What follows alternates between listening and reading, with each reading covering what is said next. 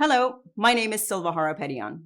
I've been a journalist for more than 20 years and have covered thousands of stories and have had the privilege and the honor of interviewing dignitaries, celebrities, political candidates, and ordinary people with extraordinary stories. Today, I will be having a candid conversation with Mr. Leonard Manoukian, who's running for the Glendale City Council. Full disclosure, I have personally known Mr. Manoukian for almost 3 decades. But today, this conversation was really about you, the voter, what you need to know before you head to the poll. Mr. Manoukian is a father, a husband, a dedicated attorney, a public servant, youth and community activist, and a longtime Glendale resident. Thank you for joining us, Mr. Manoukian. For those who don't know you, can you tell us a little bit about yourself? Of course. My name is Leonard Manoukian. Me and my family emigrated to the United States in 1979. We moved at that point to Whittier, California. In 1986, we finally settled down in Glendale. I was a college student then, going to Cal State Northridge. In 1990, I graduated there and I began night law school while starting a career with the State Compensation Insurance Fund, where I'm still employed.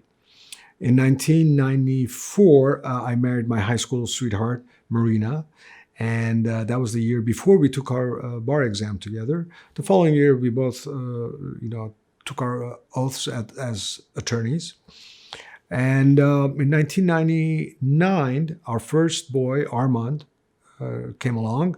And in 2002, our second one, Alexander, or Alex as he likes to be called. And and now Armand is a college student. He attends Boston University. And Alex is a high school senior, and next year he will be going to college. I'm employed at the state fund. I'm an assistant chief counsel. I co-manage a team of 18 attorneys, 18 litigators who go to court and defend our clients, state agency clients, in workers' compensation cases. A lot has changed in Glendale in those years, hasn't it? Oh, absolutely, absolutely.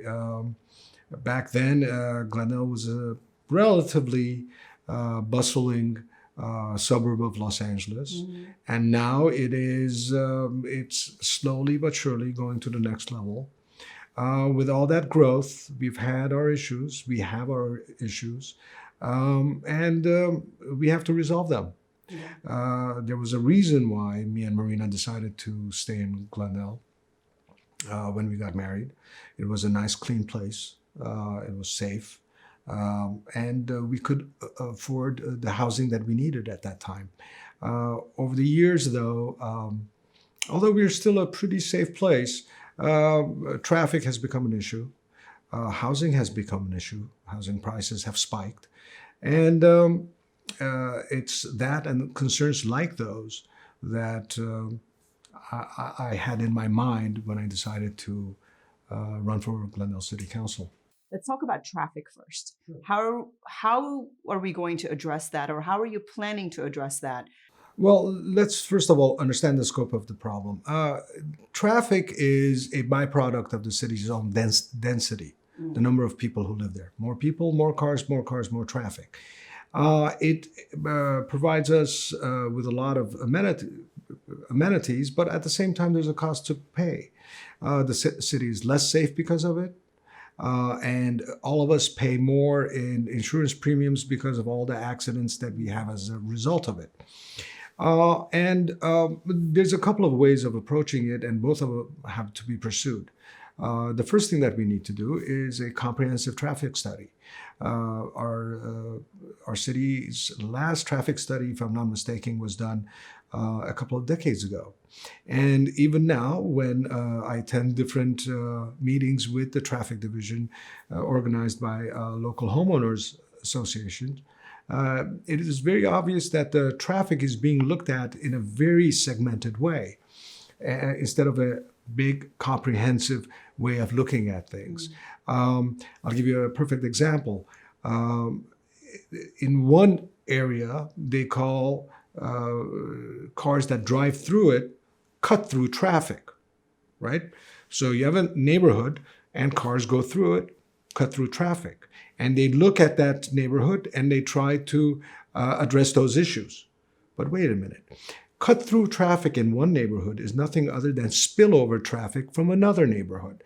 So if you look at only one neighborhood, what you're forgetting is what caused the problem there in the first place. You have to look at the big picture. Exactly.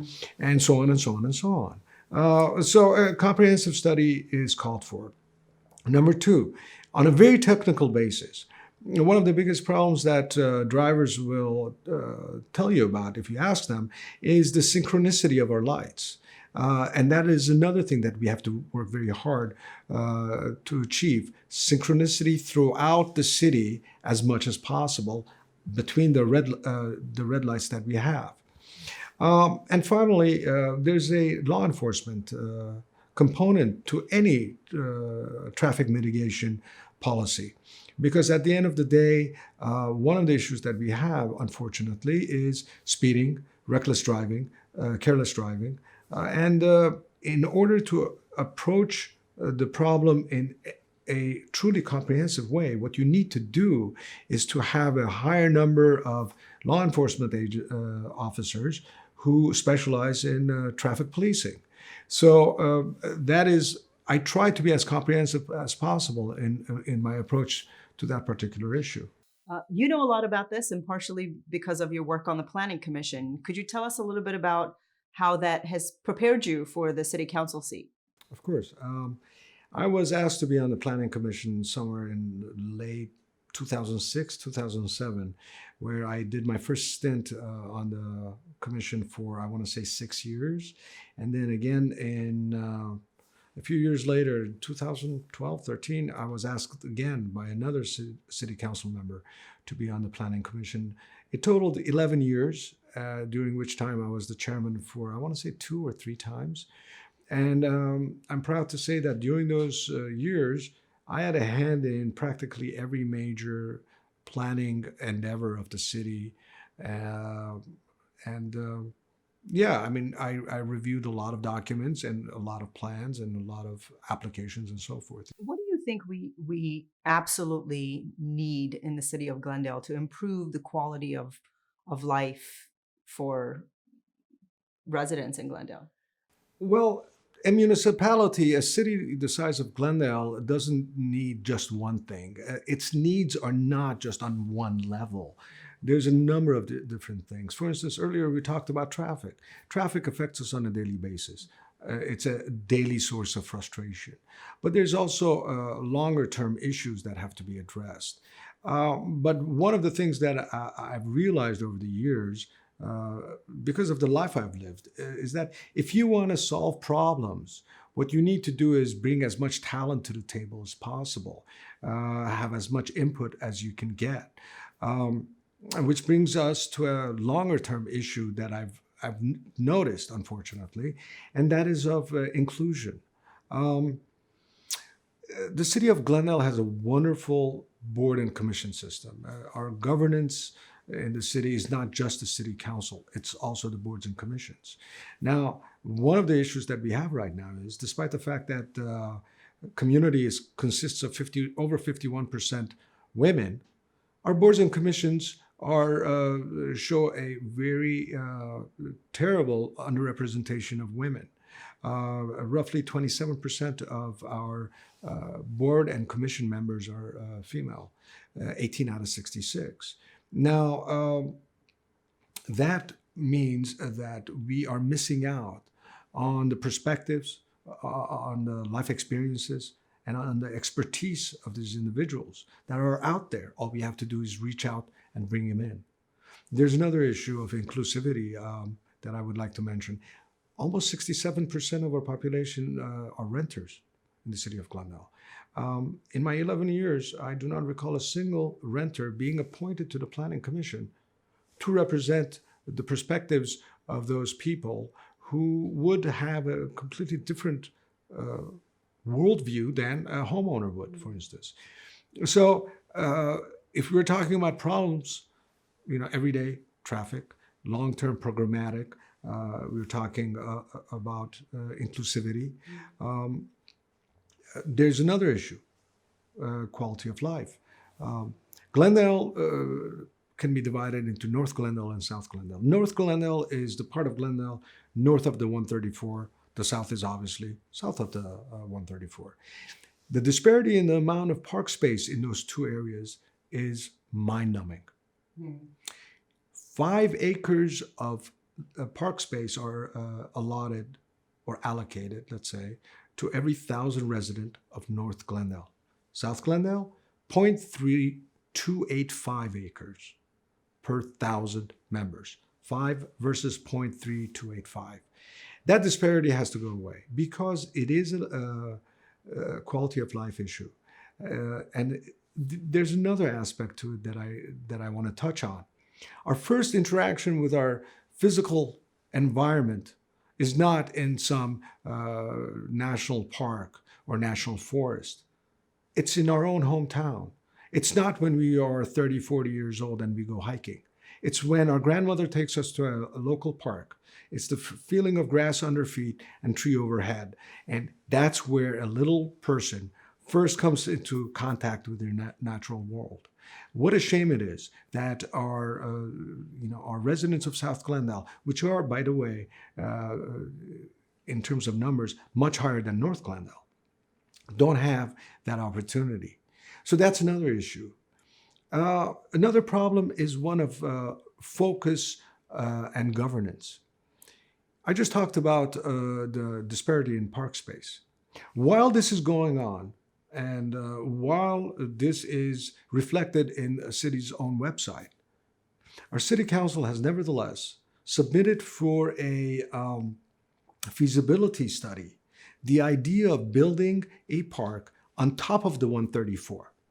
That's right. They want to build a park that would cost somewhere between $200 to $300 million on top of the 134, while they claim that we do not have the space nor the money to build pocket parks in South Glendale. Now, that type of a disconnect in judgment, to me at least, is not acceptable. So those are just a few examples of the issues that I see right now. One of the bigger issues that is obvious in Glendale is also housing. Right. And not just the availability of housing, but housing prices and rent. And that is I think the number you mentioned was 67% of residents in Glendale are renters.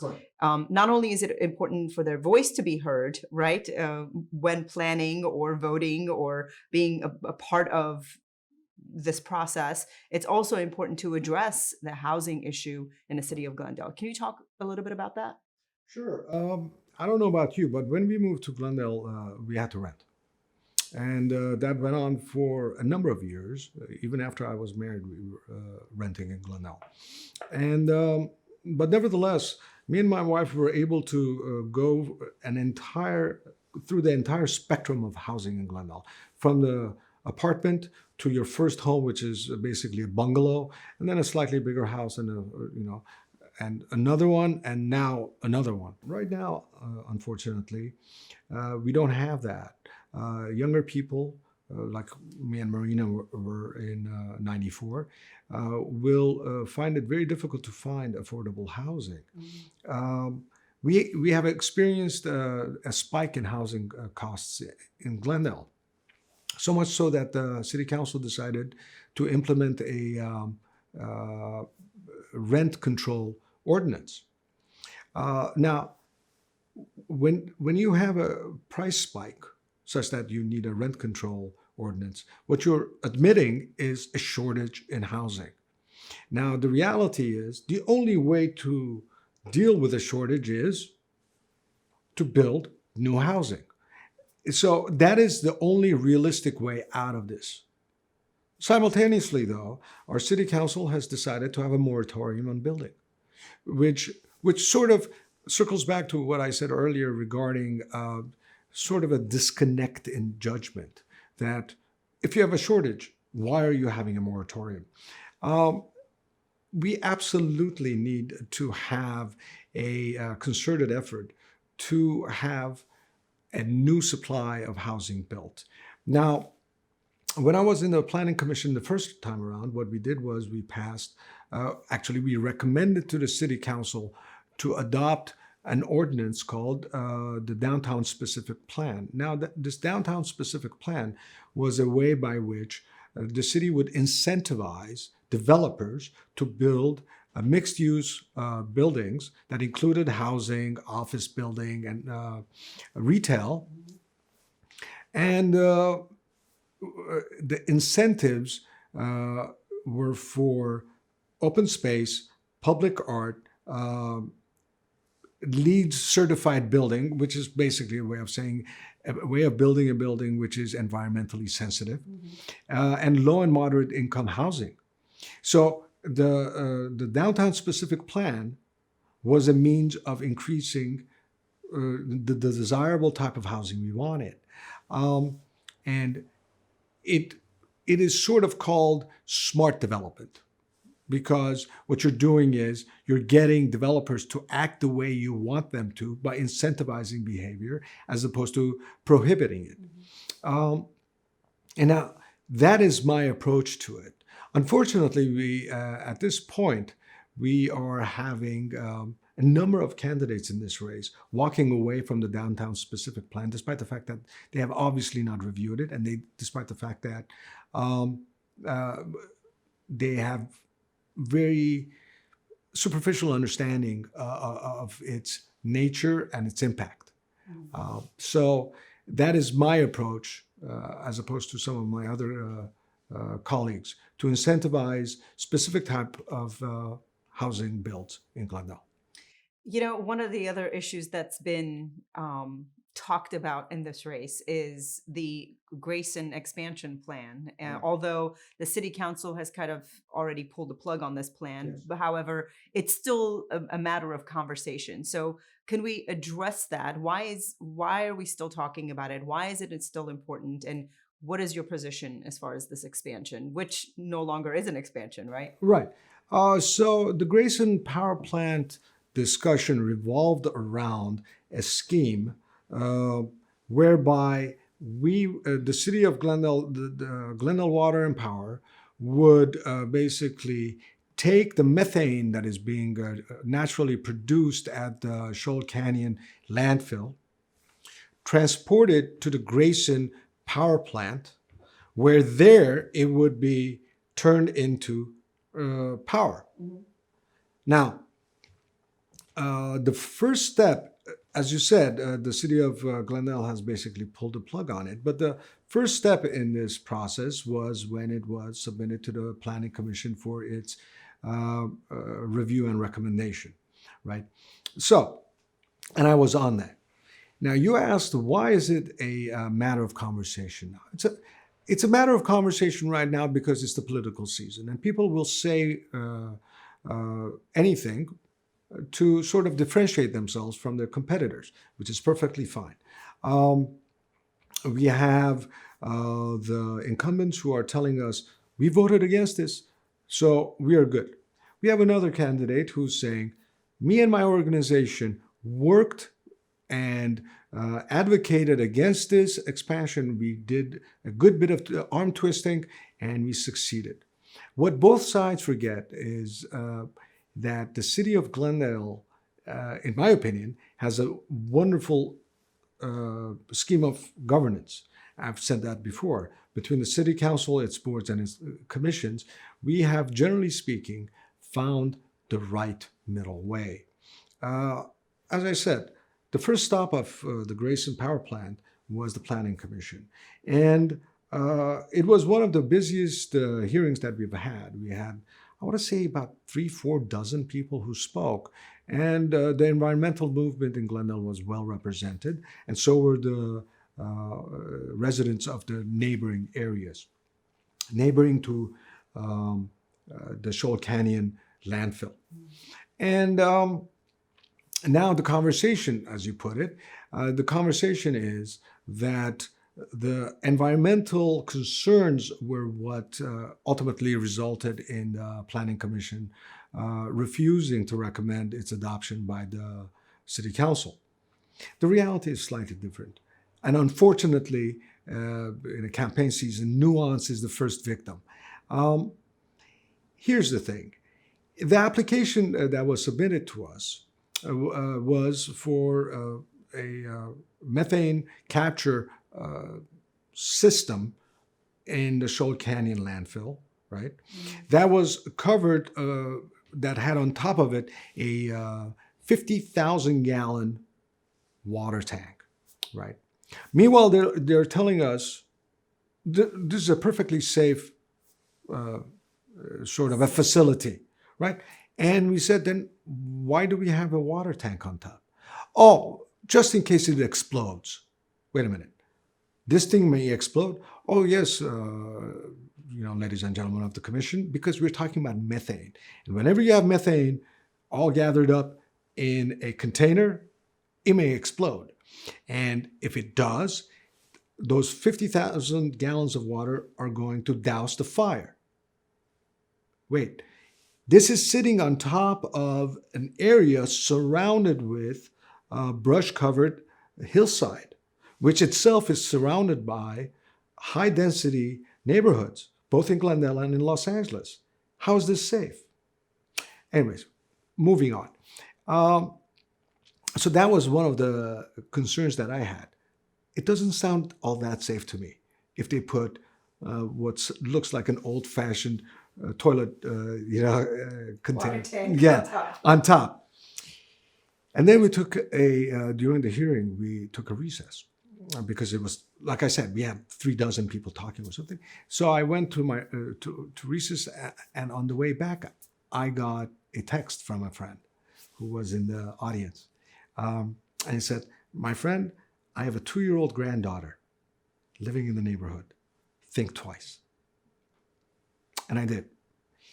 Ultimately, the reason that we decided to not recommend the adoption was that we listened to our neighbors. We listened to our community. We thought about their safety. It was not an ideological decision. Maybe it would be politically beneficial for me to say, oh yes, I've always been an environmentalist, which I have been. But my main concern were my neighbors. It has always been my neighbors. So I just wanted to speak once and for all in that regard, because unfortunately, I don't get that opportunity during the forums that I attend and the debates that we have, because we only have 2 minutes to talk about something that has been years. Yeah. Because as you live in Glendale and you work with your community members, you realize the sensitivity of the area and so forth. And that's really one of the reasons that it's important to you to run for city council. You have been a resident of Glendale for many years, have raised your boys in Glendale, and have been very active in the community and a lot of other organizations. I want to talk a little bit about that and talk a little bit about your perspective, not as a lawyer and not as necessarily as a member of the planning commission, but your perspective as a father and as a resident, and what you hope to achieve were you to be elected on the city council. Well, first of all, a lot of what I've done in the city has been a byproduct of me being a father. For instance, when my older boy turned 5, I became an AYSO coach. And despite the fact that that was about 16 years ago, I'm still active in the AYSO, and I sit on the board and I referee and officiate games. A couple of years later, when they wanted to become scouts, since I had already been a scoutmaster and a Cub Scout master as a younger man, I rejoined scouting. And ultimately, I ended up in the Boy Scouts of America Verdugo Hills Council as a vice president of membership.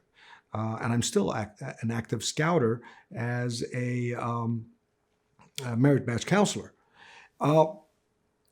While I was doing those things as a father, it was also helping me understanding my community better, its members, its priorities, its concerns, and all of its neighborhoods. As a matter of fact, speaking of Shoal Canyon, I remember coaching my 8 and 10-year-old teams in Shoal Canyon Park, right next to the landfill, which sort of, it's kind of strange. But anyways, yeah, so that was part of it. When they started going to kindergarten and then elementary school and middle school, I was active in their schools, ultimately sitting on the board of directors of their middle school for 6 years.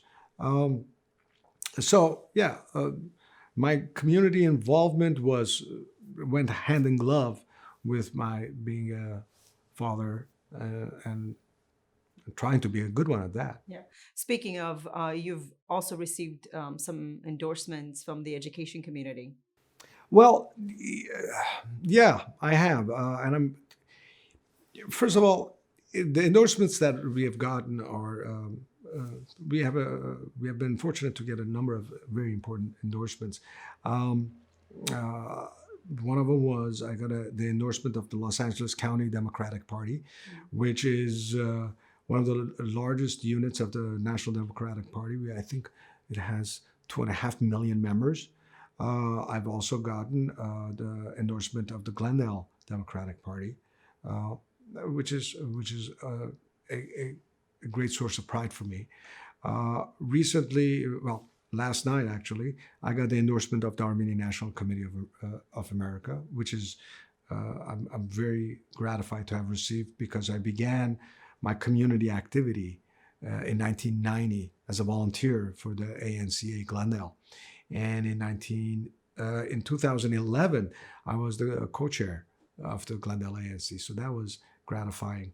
But to your question, the endorsement that I have received from the Glendale Teachers Association is of particular importance to me. First of all, the GTA is a union, and I've worked for the state of California for 29 years, and 25 years of those, I was a member of a union. Unions are very important to me. They're near and dear to my heart, and they will always be, and I will always stand beside them. But almost as important, that if not more important, is the fact that it's an organization of teachers.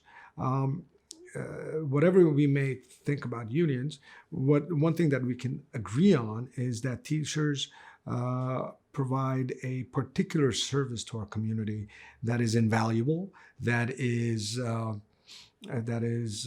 fundamental, and I will tell you what I told them. In the same way that our laws forge us into a nation, our public education forges us into a society. And those common values, those common American values that we all want to have and practice are first inculcated in our public education. So when they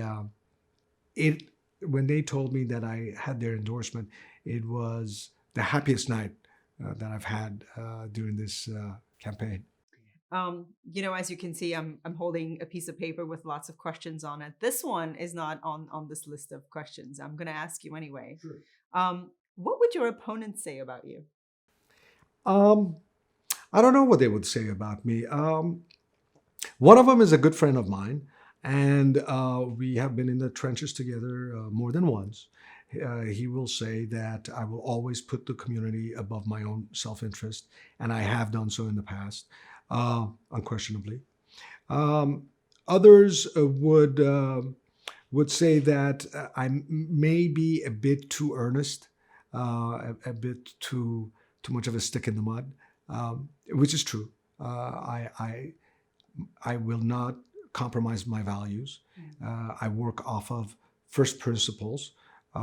As a matter of fact, I think I used that exact term in my website, that the things that drove me to start working for the ANCA in 1990 and over the next 2-3 decades, doing different things at different places, all of them served a greater goal, a greater value set.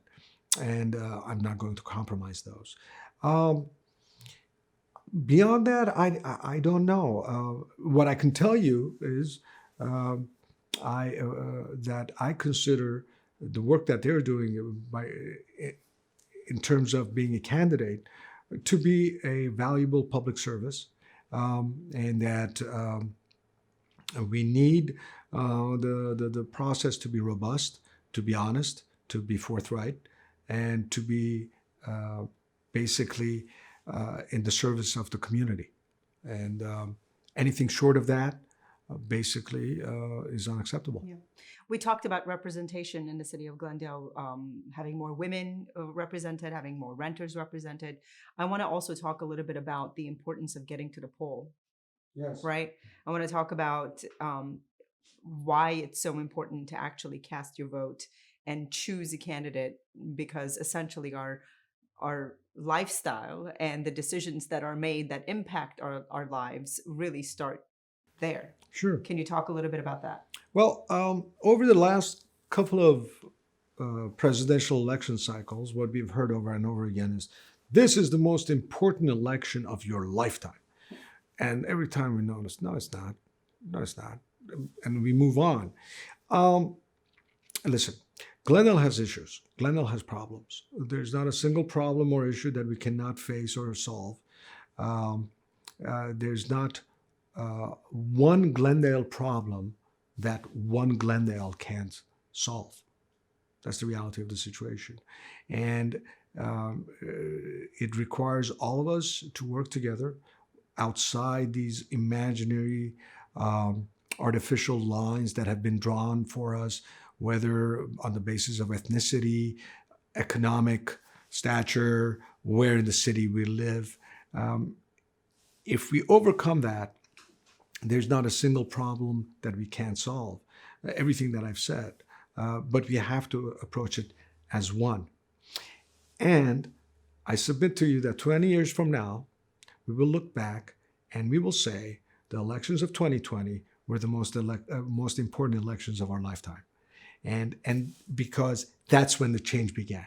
That's when we started going in a better, more optimal, more inclusive direction. That's what this is all about.